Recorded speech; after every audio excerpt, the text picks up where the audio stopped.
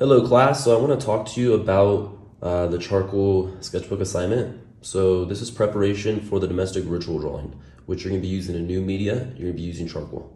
So it's important that you get some practice with this, get some feedback before you get to the bigger drawing. Okay, so let's talk about some of the materials you're going to need for this project or this assignment. You're going to need willow charcoal or vine charcoal. It looks like this, it looks like burnt sticks. You're going to need compressed charcoal. So it looks like this. It's geometric in shape, generally. If you have charcoal pencils, you're going to want to have those as well. If you don't, then don't worry, you could use this. You're going to want to have perhaps some toilet paper or some little cotton balls to blend, if you like to blend. If you don't like to blend, don't worry. You could also have some Q-tips to blend. You could have one of these if you want to blend with it. You're going to need some sandpaper if you're using a charcoal pencil so you can sharpen it. You'll need a knife to cut the charcoal pencil if you're using a charcoal pencil. And you'll want to have a kneadable eraser. So first thing I do actually before I draw is I sharpen my pencil. So I'm gonna bring this out of the way so I don't get all kinds of shavings on my drawing. Okay, so I'm sure you've seen a video about how to do this before. Basically, you just go like this with a nice sharp blade, cutting away from yourself, don't cut into yourself.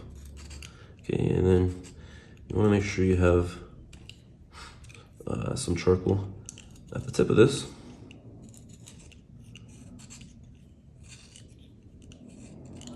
Perhaps a 1/4 to 1/2 inch. Probably more like a 1/2 inch. Okay. And then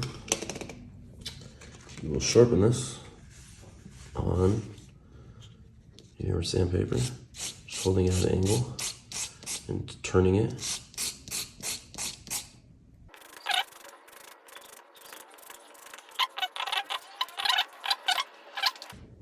The sketchbook. So you're going to be doing this by 9 inches by 12 inches. So you're doing your sketchbook.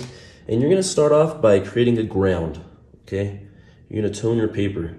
And you're going to do it using willow or vine charcoal. Now the reason you use this is because it doesn't have the binder that this has. This doesn't smooth out as easily. This is compressed charcoal and it has something in it that makes it stick to the paper. This very easily erases and blends out. So you're gonna be starting with this. All right, and we're gonna be drawing a sweet potato. And I'll show you that in a moment. I will be drawing it from life, but just given the constraints of video, I won't be able to show you both at the same time, but just rest assured, I have a sweet potato right here.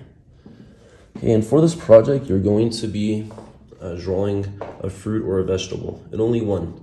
And it is sometimes helpful to place it on either a piece of cloth or a table that has a different color than the object.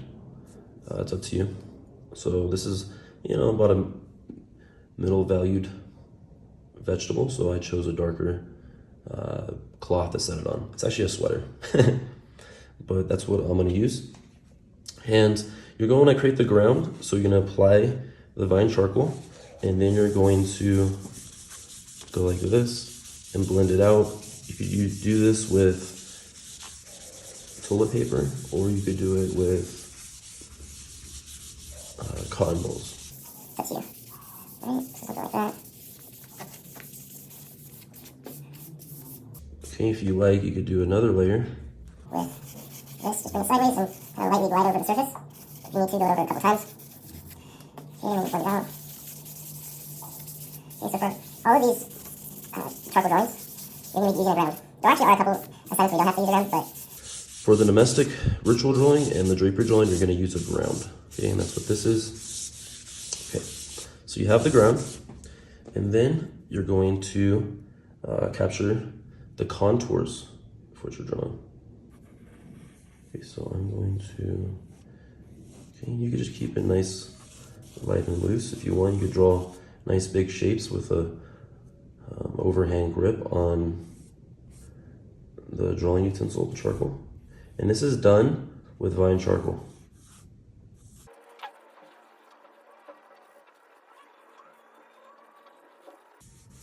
Okay, so there's the shape of our sweet potato.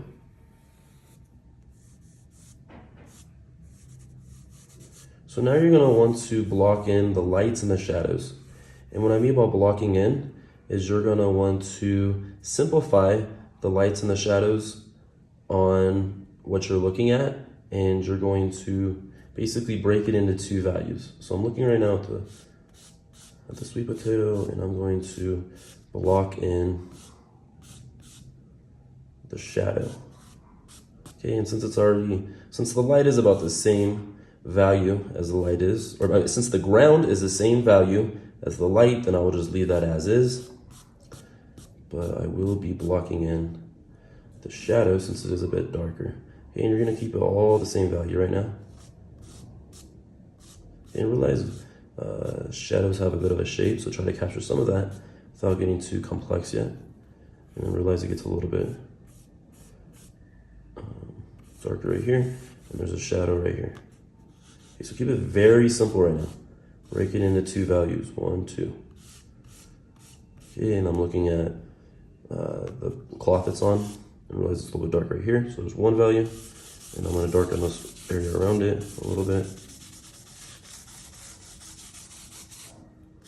Okay, and then I broke this cloth section into two values. Boom, it's blocked in. Okay, so now what we're gonna do is we're gonna move over to compressed charcoal. And you can use either this or both. I like to use this. I feel like it gives you a little more control. So I'm gonna do that. What I'm gonna do right now is I'm gonna blend out some of that charcoal I put on the paper. Now it's up to you if you wanna blend. Some people don't like to blend, and you don't have to. The only thing you will be required to blend is the first tone that you put on there to tone your paper, but outside of that, you don't have to blend. It's up to you. Okay, so that's that.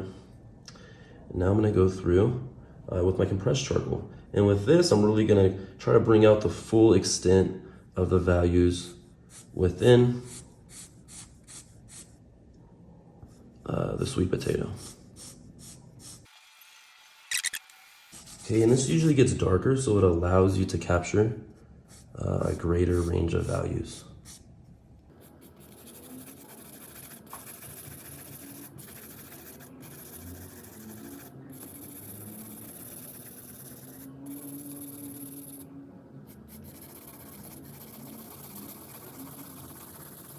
Okay, I'm pretty bad simple at this stage.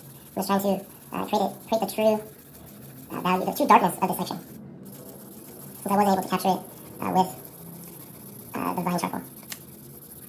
Now I find it actually helpful to capture the darkest section, because that allows me, okay, so for example, it's under the sweet potato. Now capturing the darkest section and knowing where that's at, and then also knowing where the lightest section is, it's gonna be over here, that allows me to know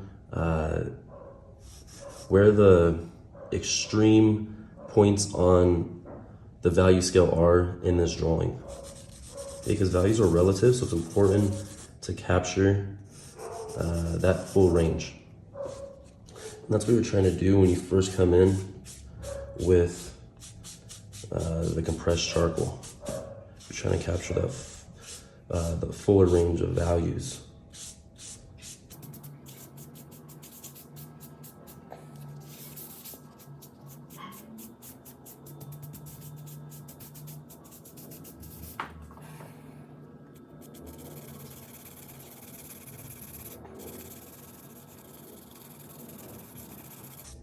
Okay, then we're gonna try to break it into 4 values. So right now we got 2 values for each form, you know, for the sweet potato in the background. Now we're gonna break it into 4 values. So I'm looking right now and it looks like it gets a little bit darker right here.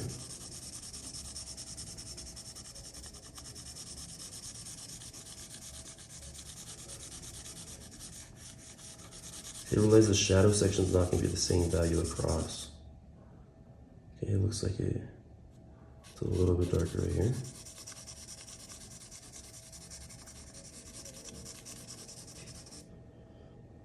Okay, and then I can see that in the light section, it's a little bit lighter right here. Okay, that's the highlight.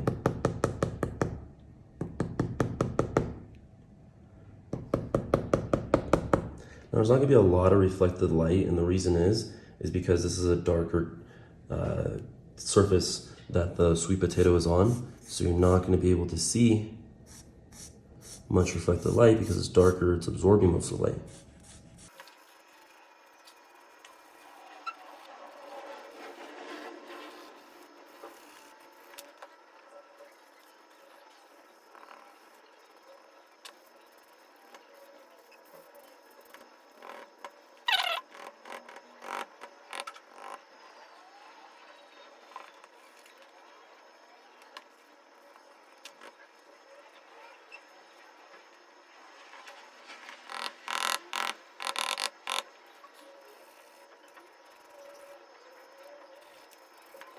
Okay, and then once you get towards the end, then you're gonna want to develop the texture. And remember, textures can be smooth. Smooth is a texture. Sometimes textures are rough, and everything's gonna have some type of surface quality, even if that means it's smooth. Now, if it's smooth, you just develop the values, okay? And then the texture will be perceptually apparent. But if it's something rough, you wanna capture that rough texture, okay? And in this project, you wanna capture the texture. Now, it depends on the texture. If it's a very rough texture, and you might be capturing it earlier in the process, but if it's something that's more on the surface, then you can capture that towards the end.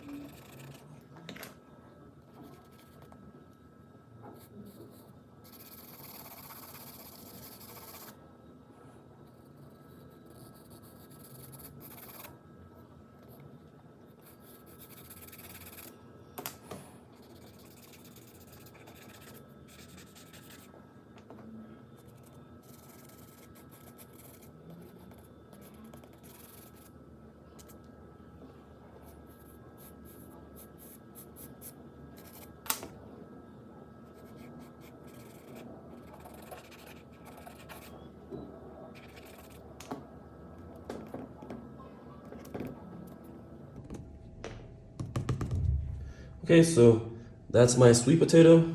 I look forward to seeing what your fruit looks like or your vegetable. Okay, let me know if you have any questions.